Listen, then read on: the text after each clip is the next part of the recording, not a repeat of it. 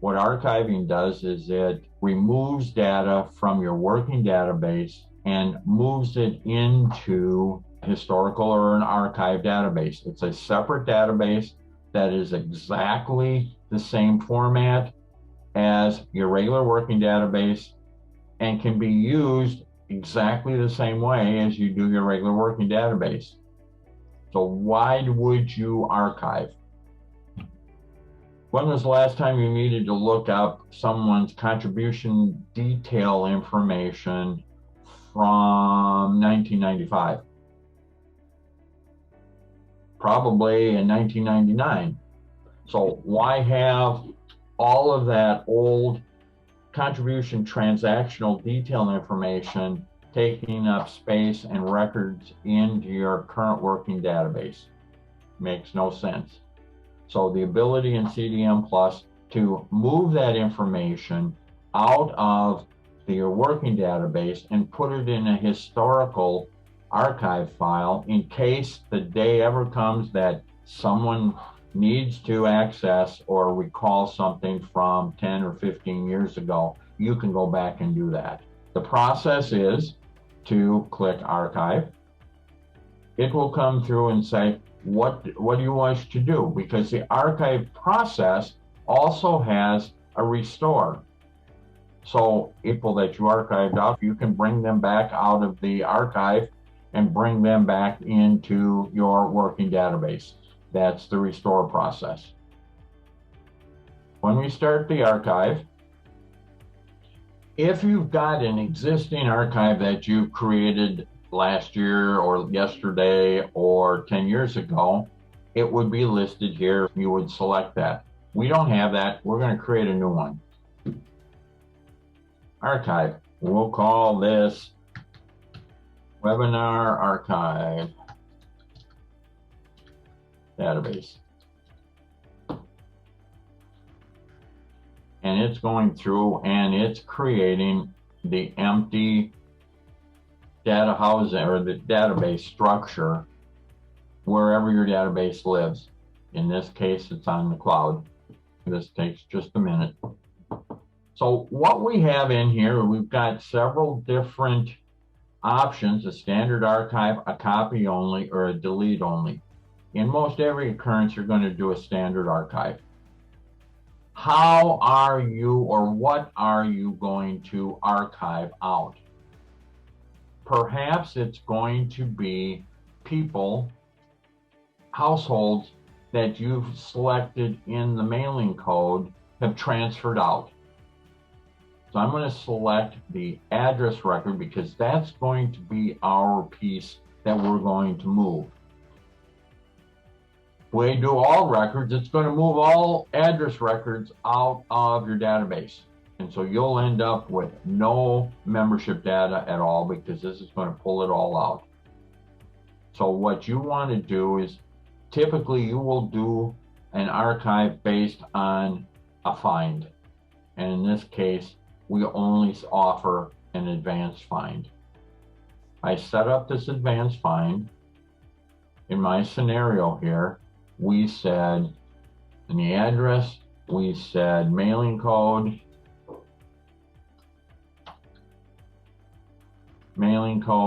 equal to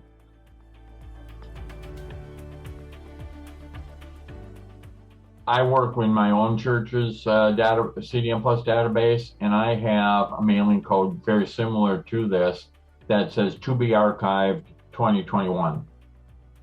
So that I know that at the end of this year that I'm going to use that search as who's going to be archived.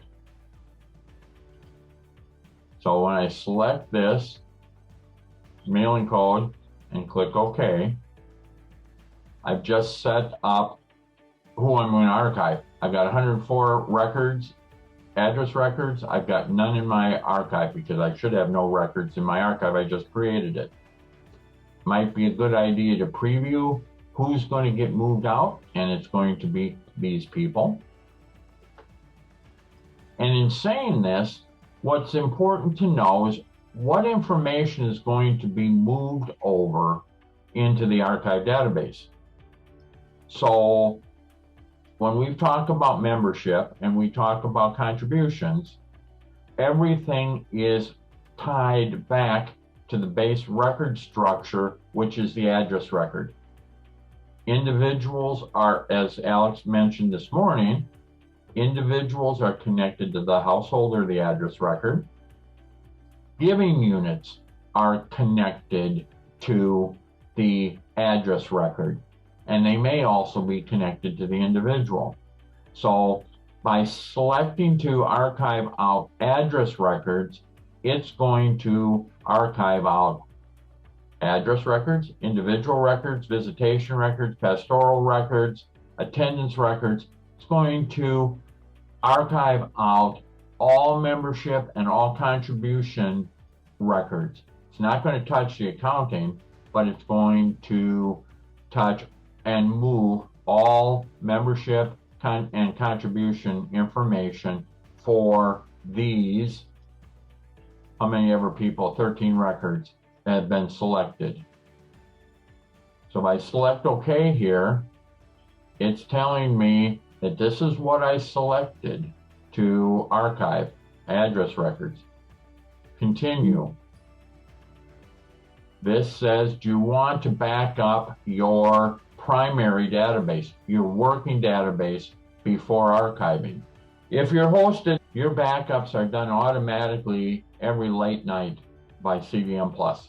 It might be a good practice to do this archive process at the start of the morning, at the start of the day, because you've already got a current backup, or CDM Plus already has a current backup that you could go back to if you really mess something up.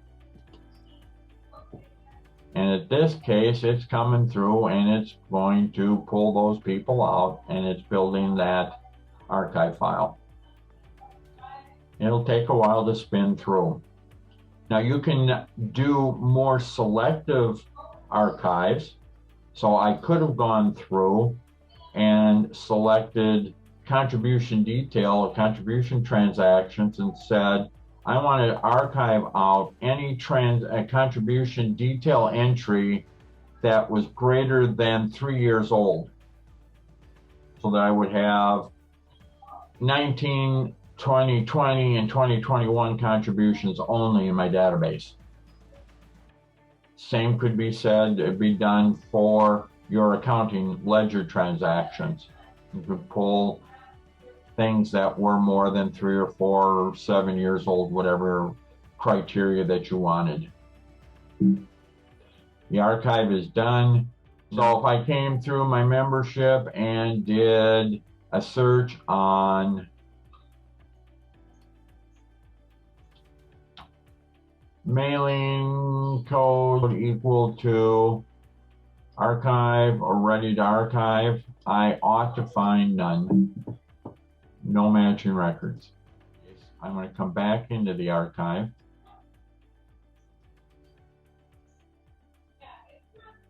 And now I've got an existing database.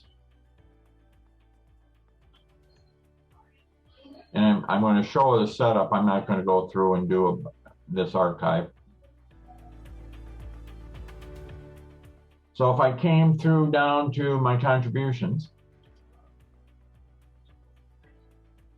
do an advanced search, I could find and archive out contribution records where the contribution date was less than or equal to 12/31/2017, which would leave 18, 19, 20, and 21 in my working database.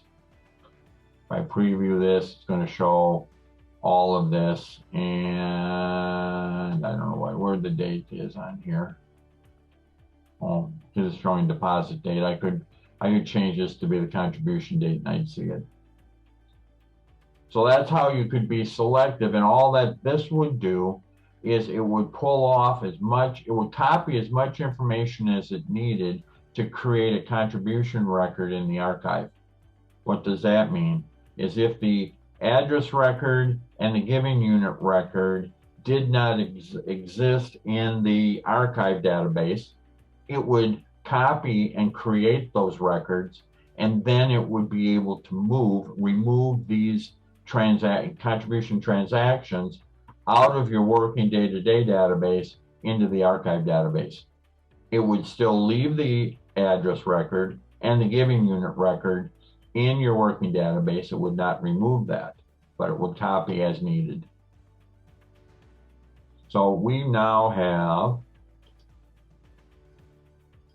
created an archive database.